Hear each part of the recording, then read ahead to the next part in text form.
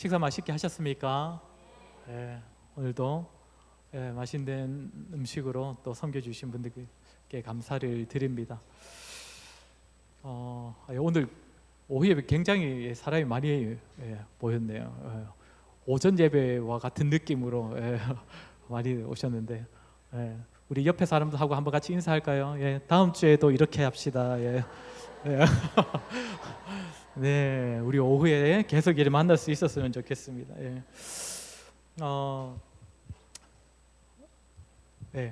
한 칸 위로 올려주십시오.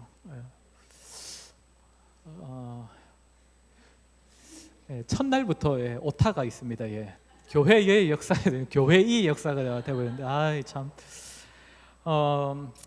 개혁주의 신앙의 선배들은 교회에서 반드시 성도들에게 가르쳐야 할 네 가지 주제라고 할까요? 네 가지 테마, 영역이라 할 수 있는데 그 주제가 있다라고 했습니다.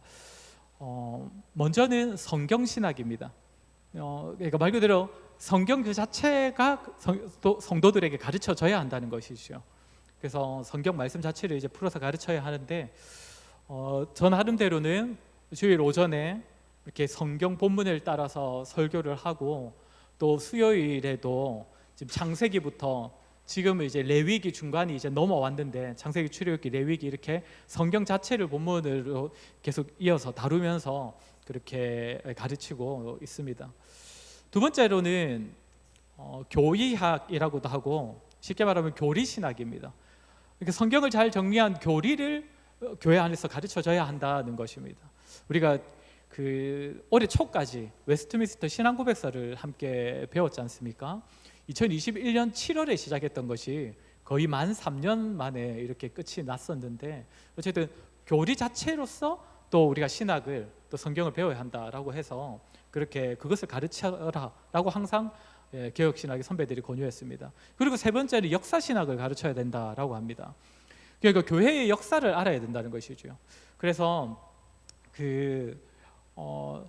성경이 딱 증거하는 그 시대 이후에 교회가 어떻게 흘러왔는지, 하나님께서 어떻게 교회를 역사하셨는지, 그리고 또 바른 교회의 모습 어떠한지를 교회의 역사를 통해서 또 살필 수 있어야 된다. 그래서 교회의 역사 신학이 가르쳐져야 한다, 교회사가 가르쳐야 한다 라고 말을 했습니다. 그리고 마지막이 실천 신학입니다. 각 신학을 가지고 실제로 삶의 영역에서 어떻게 우리가 살아갈 것인가, 풀어낼 것인가, 이런 부분들을 고민하고 또 그것이 가르쳐져야 한다. 대표적인 게 이제 기독교 세계관, 이런 말씀 한번 들어보셨을 것인데, 이런 게 좀 가르쳐져야 하고, 또 이 부분은 나름대로는 제가 이제 지난달부터 마지막 주마다는 이제 성품에 관한 설교를 이제 하겠다라고 말씀을 드렸는데, 크게 보면 이 부분도 실천신학의 한 영역으로 볼 수 있을 것입니다. 어쨌든 저도 이제 신학대학원 다닐 때부터 이 네 가지가 교회 안에서 골고루 가르쳐져야 한다, 이렇게 배워왔는데, 이쪽에서 제가 가장 약한 게 역사신학입니다. 왜냐하면 이제 역사 이야기는 교회사라고 하더라도 성경 밖의 이야기들을 좀 많이 또 다루고 있고, 또 실제 우리 실제 세계사 이야기 흐름 안에서 또 교회의 역사가 있기 때문에, 제가 사실 학교 다닐 때 그렇게 역사 과목을 좋아하지도 않았고, 그렇게 성적이 잘 나오지도 않았었는데, 어쨌든 필요하기 때문에 제가 먼저 공부해서 가르친다는 생각으로 이렇게 역사에 대한 좀 오후 예배 때 이제 당분간은 교회의 역사를 같이 여러분과 나눠 보려고 그렇게 합니다.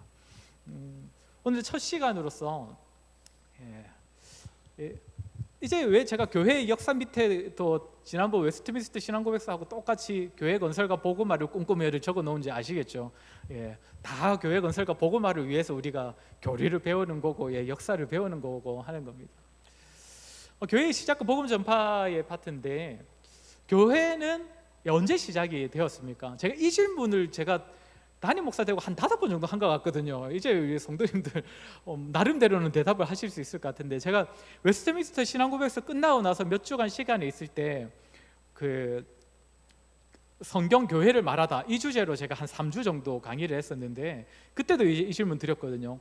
교회가 언제 시작이 되었냐라고 할 때 사실 대답을 잘 못하는 게 정답입니다. 왜냐하면 교리적으로 보면 교회라고 할 때 하나님을 믿는 사람들의 모임이라고 할 수 있지 않습니까? 그리고 예수 그리스도를 주로 고백하는 사람들의 모임. 근데 이렇게만 본다면, 이 그 정의에 따른다면 교회는 사실상 아담과 하와 때부터 시작되었다고 볼 수 있기 때문입니다. 하나님을 믿는 사람들의 모임.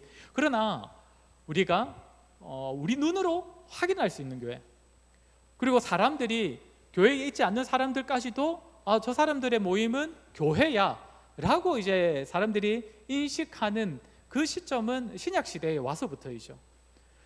교회라는 단어가 성경에서 언제 가장 먼저 나옵니까? 이 질문도 한 3번 하는 것 같습니다. 베드로의 그 고백, 신앙 고백 이후에 예수님께서 하시는 말씀에서 나오지요. 우리 한번 같이 읽어보도록 하겠습니다. 시작. 또 내가 네게 이르노니 너는 베드로라. 내가 이 반석 위에 내 교회를 세우리니 음부의 권세가 이기지 못하리라. 아멘. 처음으로 교회라는 단어가 나옵니다. 근데 이제 여기서는 크게 교회에 대한 특징을 2가지를 우리가 발견할 수가 있습니다. 먼저는 무엇입니까? 이 반석 위에 교회를 세우리니, 교회는 반석 위에 세워진 교회라는 것입니다. 그 반석이 뭐냐는 걸 우리가 좀 고민해 볼 수 있어야 되지 않습니까? 로마 카톨릭은 여기서 말하는 반석은 무엇이라고 합니까? 베드로라고 하지요. 베드로. 그 베드로로부터 교회가 시작된다 이렇게 봅니다. 그래서 초대 교황을 베드로라고 보지요. 1대 교황을. 그래서 이 사람들은 베드로 이름 뜻이 또 반석이지 않습니까? 그러니까 하필 참 헷갈리게도 이렇게 해가지고 그 사람들도 나름대로 근거를 가지고 이렇게 하는 거 아니겠습니까? 근데 우리는 여기서 말하는 반석을 무엇이라고 봅니까? 베드로의 고백, 신앙 고백이라고 봅니다. 고백. 예수님이라고 볼 수도 있습니다. 이제 이거는 지금 또 제가 말씀드리려고 한 건데, 말씀이 반석으로 해석되는 부분이 어디에 나옵니까? 예수님께서 산상수훈 마지막에 뭐라고 하십니까? 내 말을 듣고 행하는 자는 반석 위에 집을 지은 자니라고 말씀하시죠. 거기서 말하는 반석이 무엇입니까? 내 말이죠. 예수님의 말씀이거든요. 그럼 또 우리가 예수님 위에 지었다라고 볼 수 있는 건 뭡니까? 예수님께서 말씀이시니까. 그러니까 성경으로 본다면 그것을 다 답할 수 있는데, 어쨌든 로마 카톨릭하고 차이가 이것이죠. 어쨌든 말씀 위에 교회가 세워진 것이다. 이 특징을 발견할 수 있습니다. 그러면 교회 안에서 점점 말씀에 대한 중요도가 흐려지면 무엇이 흐려지는 겁니까? 교회다움이 흐려지는 것이죠. 교회의 본질이 흐려지는 것입니다. 2번째 볼 수 있는 특징이 무엇입니까? 이 교회는 음부의 권세가 이기지 못하는 그런 공동체라는 것입니다. 그러니까 사탄의 권세가 사실 하나님께서 택하신 백성 외의 모든 영역은 사실상 사탄이 또 일정 부분 다스리는 영역, 사탄의 지배를 받는다라고 할 수 있는데, 이 영역도 이 부분이 절대 교회를 이길 수 없다는 것입니다. 그런데 우리가 기억해야 하는 것은 무엇입니까? 그들이 이기지 못한다고 했지 그들의 공격이 없다는 게 아니라는 겁니다. 공격은 있습니다. 그로 말미암는 교회와 성도의 핍박은 있다는 것이죠. 제가 미리 말씀을 안 드렸는데 오늘부터 강의하는 내용이 이 안에 다 있습니다. 이 안에 다 있는 겁니다. 이미 참고하시고 들을 때 보셔도 되고 나중에 가서 한번 보셔도 좋을 것 같습니다. 그러면 이제 하나 또 질문을 해보겠습니다. 혹시 예수님께서 다스리던 예수님께서 이 땅에 오셨을 때에 로마를 다스리던 황제가 누구였는지 아십니까? 누가 좀 아시는 분이 계신 것 같은데, 아우구스투스라는 사람입니다. 아우구스투스. 어디선가 많이 들어봤죠, 맞죠? 아우구스티누스도 들어봤고 아우구스투스라는 황제가 다스렸는데요. 예수님, 이 사람은 어떤 사람이냐면 로마를 우리가 제국이라고 부릅니다. 제국은 뭡니까? 그 산하에 여러 나라들이 있는 거죠, 맞죠? 로마라는 나라에 여러 나라들이 또 다스림을 받고 있는 그 나라를 이제 제국이라고 하는데, 로마 제국을 아주 탄탄하고 견고한 나라로 세웠던 사람이 아우구스투스입니다. 이 사람은 역사적으로 굉장히 업적이 뛰어나다고 보는 사람인데, 이렇게 생겼습니다. 그렇게 능력이 타고난 사람이 얼굴도 잘생겼습니다, 맞죠? 굉장한 황제였었는데, 실제로 이랬는지는 모르겠는데 어쨌든 이런 동상이 있습니다. 근데 이 사람이 남긴 그 나라를 견고하게 했던 업적 중에 몇 가지가 있는데, 그 중에 첫 번째가 무엇이냐면, 첫 번째는 법입니다. 법.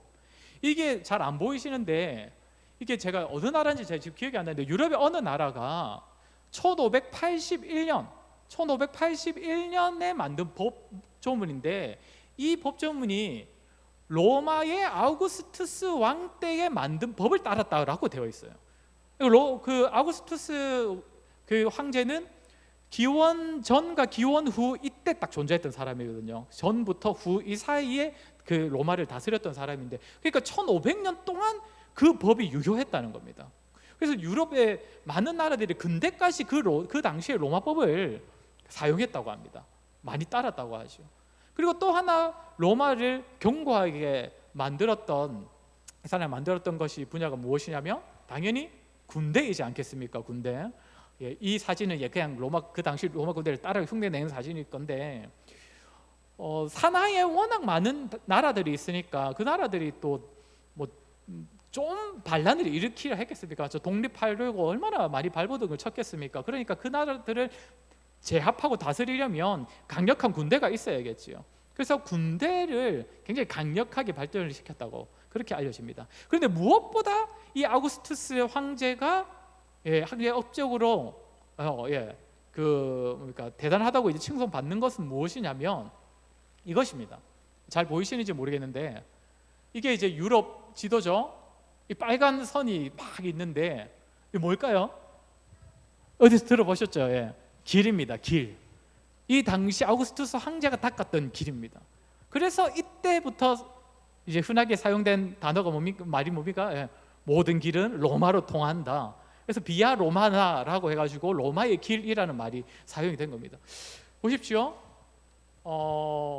여기가 이제 이탈리아입니다. 그러니까 로마라는 나라는 여기서 이제 시작이 됐거든요. 작은 민족으로 시작됐는데 이제 이 전역을 다 다스리면서 이 빨간 이 길을 다 놨다는 거예요. 그래서 언제든지 마차나 말이 빠른 속도로 갈 수 있는 길을 닦았다는 겁니다. 왜 그랬을까요? 이것도 제국이기 때문에 그런 겁니다. 왜 그렇겠습니까? 아까 말씀드린 것처럼 워낙 반란이 잦을 거지 않습니까? 그러니까 독립하려는 나라들이 반란을 딱 이렇게 더 소문을 들으면 어떻게 하는 겁니까? 재빨리 군대를 중앙에서 파견을 하는 거예요. 몇몇 군대에서. 그래서 그 길을 일부러 닦아 놓은 겁니다. 빨리 제압하기 위하여서. 자, 그런데 지금 이미 눈치채신 분들, 또 이전에 들으신 분들도 계시겠지만 지금 이스라엘은 어디냐면 여기입니다. 현재 이스라엘의 그 위치는 이쪽이고, 뭐 여기가 이제 안디옥 이쪽이겠죠. 그리고 여기가 이제 그 터키, 그리고 여기 지중해지 않습니까? 그리고 이제 마게도니아, 여기가 이제 막 그 당시에 아덴 막 이런 데가 있었던 지역인데 혹시 뭔가 떠오르십니까? 그렇죠. 예, 바울의 전도 여행이 물론 배를 타고 갔던 적도 있습니다. 이렇게 갔던 적도 있지만 처음엔 이렇게 갔죠. 맞죠? 무엇입니까? 바울이 복음을 전하러 다녔던 길이 비아 로마나라는 겁니다. 그러니까 사실상 로마라는 나라가 자기들의 나라를 제국으로서 더욱 견고하게 만들기 위해서 닦았던 그 길이 어떻게 사용됐다는 겁니까? 하나님께서 복음이 유럽 전역에 전파되는 데에 사용하셨다는 겁니다. 하나님께서 미리 예비해 두셨다는 것이지요.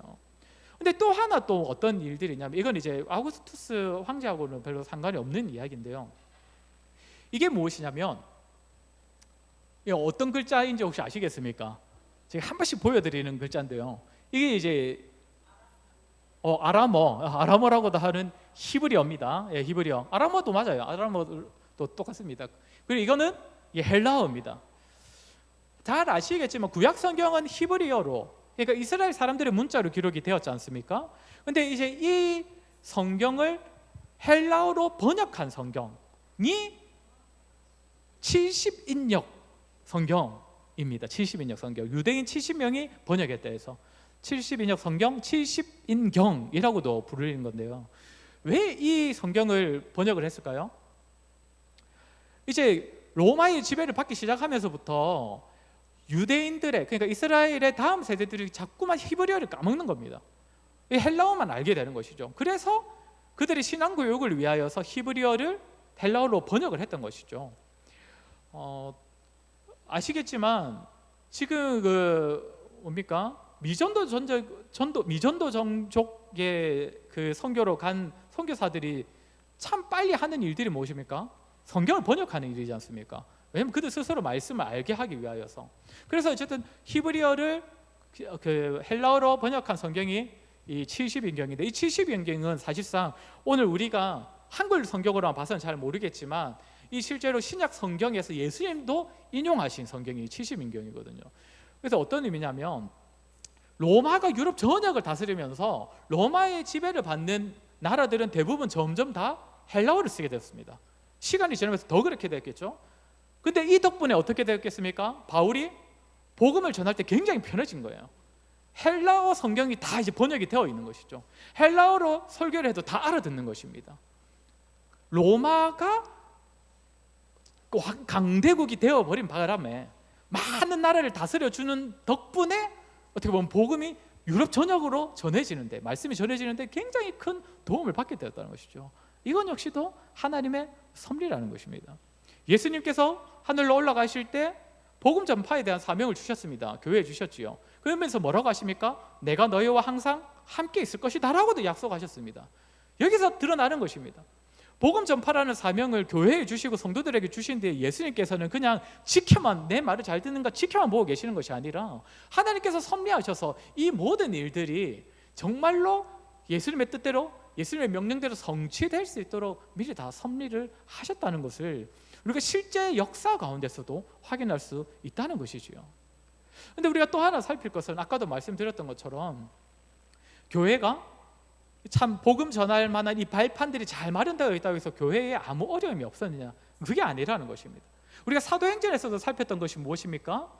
성령 임재로, 성령께서 오심으로써 말미암아 교회에 믿는 자들이 엄청나게 늘어났지만, 그와 동시에 교회를 향한 핍박이 또 엄청나게 늘어났던 것처럼 실제 역사 또한 그랬다는 것입니다. 이런 책 제목이 있습니다. 왜 로마 제국은 기독교를 박해했을까? 이건 이제 종교 서적이 아닙니다. 일반 서적입니다. 한번 궁금하시면 한번 보십시오. 자음과 모음이라는 이 출판사에서 나온 책인데요. 그러니까 기독교를 로마가 박해한 이 사건 자체를 이 세상에서도 뭔가 좀 많이 주시한다는 것이죠. 이 책은 저는 안 봐서 내용은 잘 모르겠습니다. 그런데 로마가 처음부터 교회를 박해했던 것은 아닙니다. 처음에는 교회를, 그러니까 기독교를 유대교의 한 종파 정도로 여겼습니다. 그러니까 약간의 교단이 이탈한 정도, 그렇게 보았다는 것이죠. 우리도 처음부터 이단이라고 바로 지칭하지 않잖아요. 처음에는 좀 튀는 집단이 하나 생겼다 이렇게 주시하다가 나중에 딱 이단으로 이렇게 하는 것처럼, 처음에 기독교도 유대교의 한 종파 정도로 여겨졌다는 겁니다. 그때는 그냥 뭡니까? 로마가 유대교도 어느 정도 인정하기로 한 것처럼 교회도 어느 정도 인정을 했던 것이죠. 그런데 이제 어느 시점부터 점점 이제 그 기독교인들이 눈밖에 나기 시작을 합니다. 이 무엇입니까? 신전이죠. 로마에는 굉장히 많은 신전이 있었다는 거 다들 잘 아실 것입니다. 로마 사람들에게는 신전에서 자기들의 신을 섬기는 것이 굉장히 문화와 같은 일이었습니다. 저희도 한번 말씀을 드렸는데, 꼭 신을 섬긴다, 숭배해야 하는 마음보다도 그냥 문화생활이에요. 그래서 신전에 가가지고 같이 축제도 하고 즐기고 때로는 제사도 하는, 이게 자기들의 문화였습니다. 거기서 같이 친교도 다지고 그랬다는 것이죠. 그랬는데 다른 그 속국들은 그렇게 하는데 기독교인들은 이 일에 절대 가담을 하지 않는 겁니다. 왜 그렇게 했습니까? 우리는 다른 신에게 절을 할 수 없다, 다른 신의 이름을 모일 수 없다라고, 그러면서 절대 이 신전에 가지도 않는 것이죠. 참석을 하지 않는 것입니다. 그러니까 점점 이제 튄다고 생각을 하지 않았겠습니까? 그리고 또 하나가 무엇이냐면, 혹시 이게 뭔가 아시겠습니까? 어디서 시옷 발음이 계속 나오시는데, 콜로세움이라고 불리는 것이죠. 콜로세움 어떤 곳인지 아시죠? 예. 격투 경기가 열렸던 곳 아닙니까? 격투 경기. 오늘날에도 우리가 격투 경기를 하는 것은 있지만, 오늘날은 일단 안전한 맞죠? 그 안에서 격투 경기를 하게 돼 있지만, 콜로세움에서 있었던 격투 경기는 뭡니까? 죽으면 지는 겁니다, 맞죠? 죽으면 지는 거예요. 이겨도 맞죠? 막 어디가 막 다쳐가지고 불구가 되는 일들이 많이 있었다고 하죠. 그래서 여기서 계속 싸움을 잘하면 나중에 군인이 되기도 하는 일들이 있었다 하는데, 로마 사람들은 이 콜로세움의 경기를 굉장히 즐겼습니다. 즐거워했죠. 그런데 기독교인들은 이 일을 가당치 않게 여기는 겁니다. 잔인하다고 여기고 절대 이 일을 절대 즐거워하지 않는 겁니다. 그러니까 로마 사람들이 점점 이제 미워하기 시작하는 것이죠. 오늘날도 사실 기독교인들이 세상 사람들한테 믿음을 받게 되는 이제 과정 중에 하나가 뭡니까? 왜 너만 튀어? 이거지 않습니까? 세상 사람들 다 하는 짓 나는 안 하려고 할 때 튀기 시작하면 이제 그때부터 뭔가 약간의 따돌림이 시작될 수도 있고 핀잔이 시작될 수 있고 고난이 시작되는데 기독교의 고통의 시작도 그러했다는 것입니다. 그러면서 이제 전에도 이제 말씀을 드렸는데 기독교인들은 신전에도 모이지 않고 콜로세움에도 모이지 않는데 자기들이 유일하게 모여가지고 하는 것은 무엇입니까? 예배였었거든요. 예배, 자기들끼리 모여서. 그리고 예배 가운데 무엇을 합니까? 이 당시에는 반드시 성찬을 했거든요. 성만찬. 그러니까 로마 사람들이 어떻게 소문을 냈다고 했습니까? 이 사람들은 우리가 주님의 살과 피를 먹는다라고 하는 그 고백을 인육을 먹는 사람들이라고 소문을 내기 시작하는 것이죠. 그래서 이때부터 이제 기독교인들이 굉장히 다른 로마 사람들 외에도 어쨌든 눈밖에 나기 시작하고 어쨌든 이제 박해가 시작되는 것입니다. 그런데 이제 본격적인 박해가 언제 기점이 되었느냐면, 여러분 로마의 황제 중에 가장 기독교를 박해한 것으로 유명한 황제가 누굽니까? 이건 다 아시네요. 예. 저 어렸을 때 그 코미디 프로그램에 그 네로 황제가 나와가지고 이 검은 고양이 네로 이래가지고 저는 이제 네로는 굉장히 좋은 황제인 줄 알았는데 이게 아니더라고요. 나중에 배워보니까. 근데 이 황제가 굉장히 잔인하기로 유명한 황제지 않습니까? 이 사람은 무정하지요. 자기의 어머니, 자기의 아내, 자기의 스승은 굉장히 그 당시에 유명했던 사람이거든요. 근데 그 사람들까지도 자기한테 반대했다는 이유로 죽여버립니다. 어머니하고 아내하고 스승을요. 이거 굉장히 무정한 사람인데 이 잔인함이 기독교에게도 옮겨졌다는 것이죠. 어느 날 로마에 아주 큰 불이 납니다. 그 불이 아주 큰 불이 나는데 안 그래도 네로의 폭정 때문에 사람들이 힘든데 큰 불까지 나니까 이게 다 네로가 나라를 잘못 다스려서 그런 것이다 라고 생각을 해서 이제 폭동이 일어나려고 하는 겁니다. 그래서 네로가 처음에는 다른 것 가지고 막 이렇게 무마해 보려고 하는데 도저히 되지 않으니까 이 불의 원인 자체를 그리스도인들이 불을 낸 것이다 라고 거짓 소문을 내버립니다. 근데 참 재밌는 것은 로마 사람들이 그렇게 네로를 싫어하면서 이 소문을 믿어버립니다. 그래서 이때로부터 교회에 대한 공개적인 핍박이 허용이 되어버립니다. 저 사람들은 큰 불을 내어서 우리 로마 사람들을 많이 죽인 사람들이야. 자기들을 위해서 막 불도 지르고 다른 민족들을 막 죽이는 사람들이야. 이렇게 소문이 나면서 기독교인들의 박해가 이제 굉장히 심해지기 시작했다는 겁니다. 이게 이제 기원 후 64년경에 있었던 이야기입니다. 오늘 제가 이렇게 말씀을 드렸는데 이 당시에 참 재밌는 것은 하나님께서 복음이 잘 전해질 만한 기틀도 마련해 주셨는데 또한 동시에 복음을 전하는 그리스도인들의 박해를 받을 수밖에 없는 그런 환경을 하나님께서 또한 허락하셨다는 겁니다. 어떻게 보면 참 우리는 이해할 수 없는 부분입니다. 그렇지 않습니까? 잘 되게 하시려면 그냥 잘 될 수 있는 조건만 주시지 왜 고난까지도 같이 두시는가? 이해할 수 없다 이렇게 생각할 수 있는데 근데 이 당시에 많은 성도들의 고백이 이와 같았다라고 합니다. 우리가 읽은 본문이죠. 우리 다시 한번 읽어보겠습니다. 41절입니다. 시작. 사도들은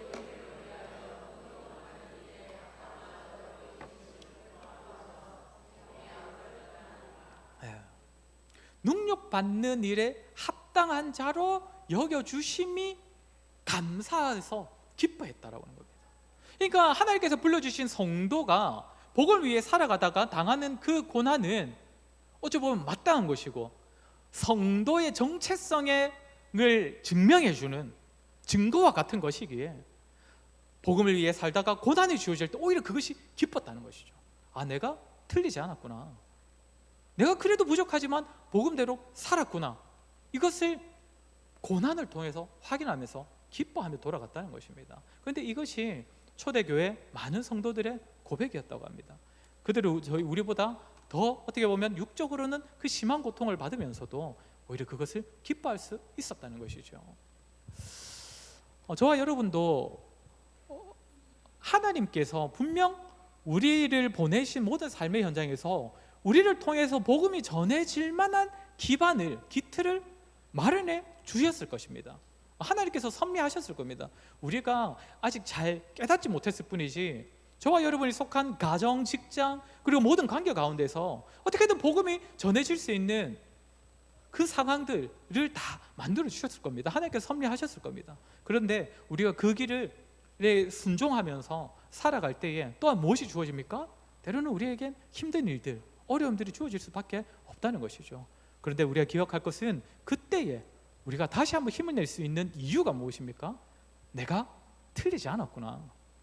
복음을 전하다가 마땅히 오는 그 고난은 너무나 성경적이고 우리의 믿음의 조상들이 다 당했던 일들, 나 또한 그리고 그들의 길에 참여했다는 그 사실이 복음과 함께 고난받는 삶을 통하여서 우리가 확인할 수 있다는 것입니다. 저와 여러분 부름받은 모든 자리에서 복음을 드러내기 위해 힘쓰시는 자들 되었으면 좋겠고, 그 가운데 당하는 어려움 앞에서도 정말 능력받는 일에 합당하게 여겨주셨음을 기억하며 기뻐할 수 있는 저와 여러분 되기를 주의 이름으로 간절히 소원합니다. 찬송가 341장 함께 찬양하겠습니다.